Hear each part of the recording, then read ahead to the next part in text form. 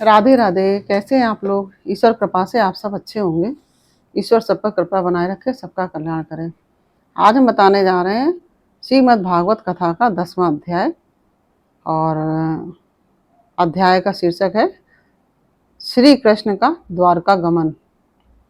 और भागवत कथा शुरू करने से पहले हम आपको कहना चाहेंगे कि यदि आपने हमारा चैनल सब्सक्राइब नहीं किया तो प्लीज़ हमारा चैनल सब्सक्राइब कर लीजिए और बेल आइकन बटन ज़रूर दबा दीजिए, जिससे कि हमारे आने वाले सारे वीडियोस आपको प्राप्त हो सकें। और यदि आपको हमारे बताने का तरीका समझ में आए, अच्छा लगे, तो वीडियो को लाइक शेयर ज़रूर कर दीजिएगा और कमेंट बॉक्स में कमेंट ज़रूर करिए। आप सब कमेंट करेंगे तो हमको बहुत अच्छा लगेगा। और यदि आपको हमारा पसंद आता है तो आप नारायण नारायण श्री हरि कुछ भी कमेंट करिए, आप कमेंट ज़रूर करिए। चलिए अब चलते हैं कथा की तरफ। 2 लाइन भगवान के नाम। जय श्री गणेशाय नमः।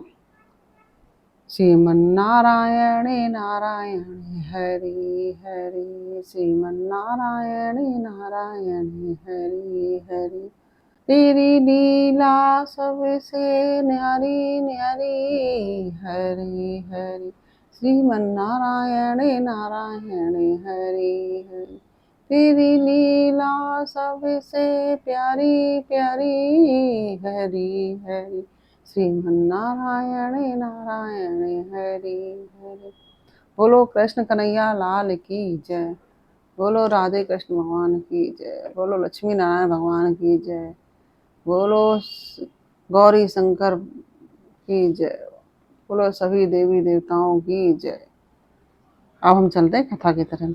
शौनक जी ने पूछा, धार्मिक शिरोमणि महाराज, युधिष्ठिर ने अपनी पैतृक संपत्ति को हड़प जाने के इच्छुक आताइयों का नाश करके अपने भाइयों के साथ किस प्रकार से राज्य शासन किया और कौन कौन से काम किए, क्योंकि भोगों में तो उनकी प्रवृत्ति थी ही नहीं। सूत जी कहते हैं, संपूर्ण सृष्टि को उज्जीवित करने वाले भगवान श्री हरि परस्पर की कलह अग्नि से दग्ध कुरुवंश को पुनः अंकुरित कर और युधिष्ठिर को उनके राज सिंहासन पर बैठाकर पुनः प्रसन्न हुए।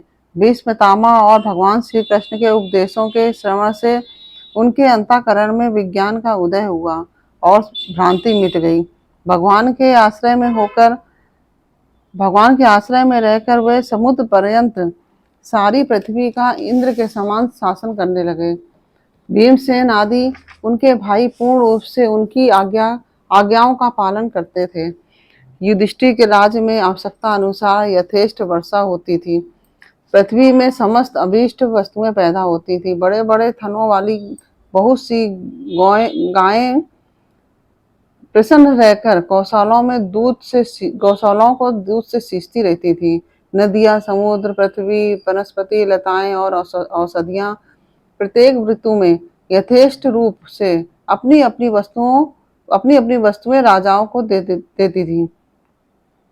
अजातशत्रु महाराज युधिष्ठिर के राज्य में किसी प्राणी को कभी भी आदि व्याधि तथा दैविक भौतिक और आत्मिक क्लेश नहीं होते थे। अपने बंधुओं का शोक मिटाने के लिए और अपनी बहन सुभद्रा की प्रसन्नता के लिए भगवान श्री कृष्ण कई महीनों तक हस्तिनापुर में रहे। फिर जब उन्होंने राजा युधिष्ठिर से द्वारका जाने की अनुमति मांगी, तब राजा ने उन्हें अपने हृदय से लगाकर स्वीकृति दे दी।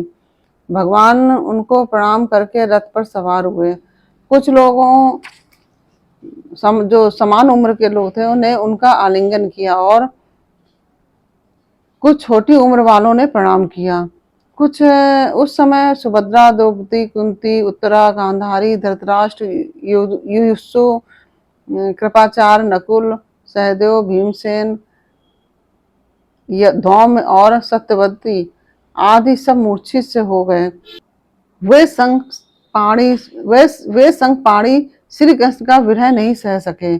भगवत भक्त सत्पुरुषों के संग से जिसका दुसंग छूट गया है, वह विचारशील पुरुष भगवान के मधुर मनोहर सुयस को एक बार भी सुन लेने पर फिर उसे छोड़ने की कल्पना भी नहीं करता। उन्हीं भगवान के दर्शन तथा स्पर्श से, उनके साथ आलाप करने से तथा साथ ही साथ सोने, उठने, बैठने और भोजन करने से जिनका संपूर्ण हृदय उन्हें समर्पित हो चुका था, वे पांडव भला उनका विरह कैसे सह सकते थे। उनका चित्त द्रवित हो रहा था। वे सब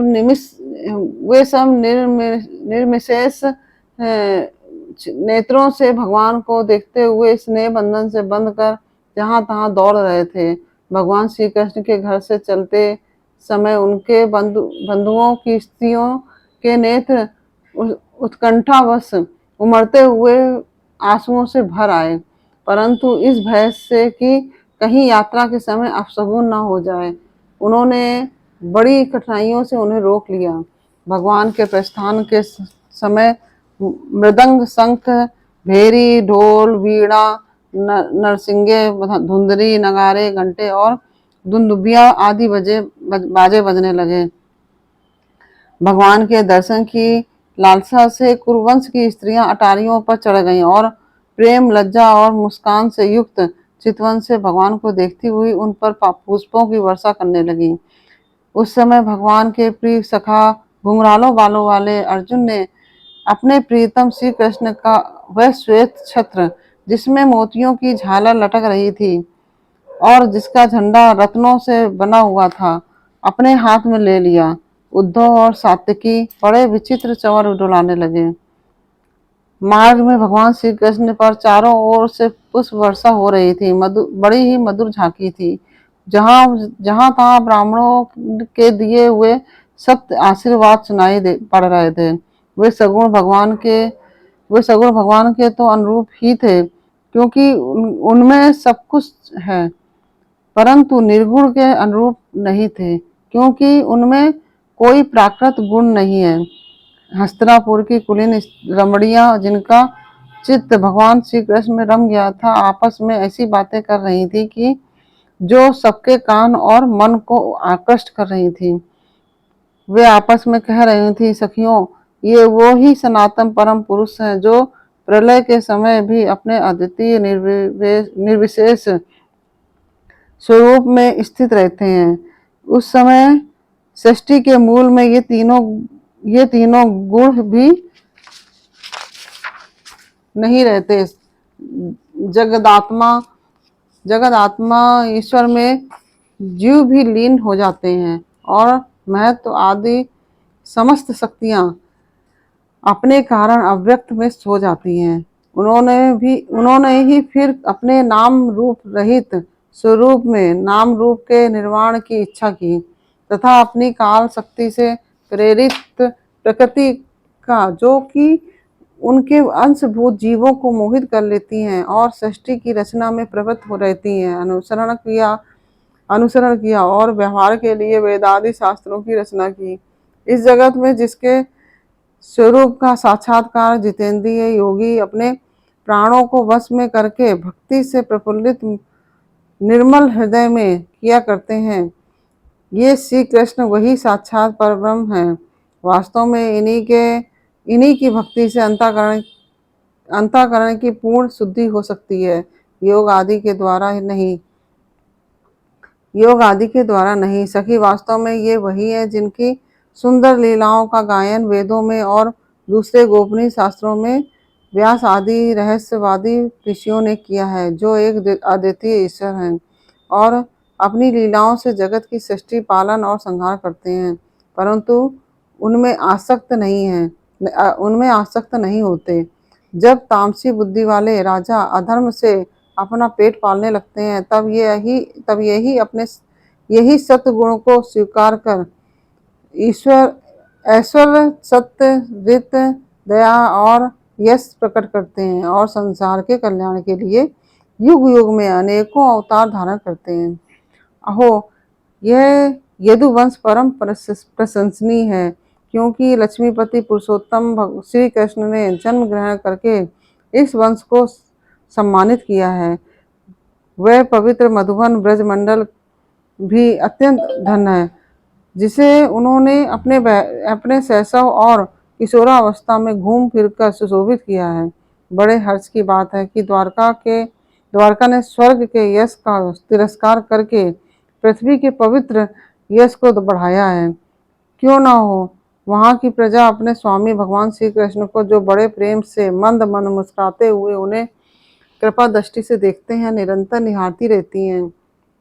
सखी, जिनका जिनका इन्होंने पारिग्रहण किया है, उन स्त्रियों ने अवश्य ही व्रत, स्नान, हवन आदि के द्वारा इन परमात्मा की आराधना की होगी, क्योंकि वे बार बार इनकी उस मधुर सुधा का पान करती हैं, जिसके स्मरण मात्र से ही ब्रजबालाएं आनंद से मूर्छित हो जाया करती थी। हे स्वयंवर में ये स्वयंवर में शिशुपाल आदि मतवाले राजाओं का मान मर्दन करके जिनको अपने बाहुबल से हर लाए थे, तथा जिनके पुत्र प्रद्युम्न, सांब, आम्ब आदि हैं, वे रुक्मणी आदि 8 पटरानियां और भौमासुर को मारकर लाई हुई जो इनकी हजारों अन्य पत्नियां हैं, वे वास्तव में धन्य हैं, क्योंकि इन सभी ने स्वतंत्रता और पतिव्रता से रहित स्त्री जीवन को पवित्र और उज्जवल बना दिया है। इनके स्वामी साक्षात कमल नयन भगवान श्री कृष्ण हैं, जो नाना प्रकार की प्रिय चेष्टाओं तथा परिजात आदि प्रिय वस्तुओं की भेंट से इनके हृदय में प्रेम एवं आनंद की अभिवृद्धि करते हुए कभी एक क्षण के लिए भी इन्हें छोड़कर दूसरी जगह नहीं जाते। हस्तिनापुर की स्त्रियां इस प्रकार बातचीत कर रही थी कि भगवान श्री कृष्ण मंद मुस्कान और प्रेम पूर्वक चितवन से उनका अभिनंदन करते हुए वहां से विदा हो गए। अजात शत्रु युधिष्ठिर ने भगवान श्री कृष्ण की रक्षा के लिए हाथी, घोड़े, रथ और पैदल सेना उनके साथ कर दी। उन्हें स्नेहवश यह शंका हो आई थी कि कहीं रास्ते में शत्रु इन पर आक्रमण न कर दें। सुदृढ़ प्रेम के कारण कुरुवंशी पांडव भगवान के साथ बहुत दूर तक चले गए। वे लोग उस समय भावी विरह से व्याकुल हो रहे थे।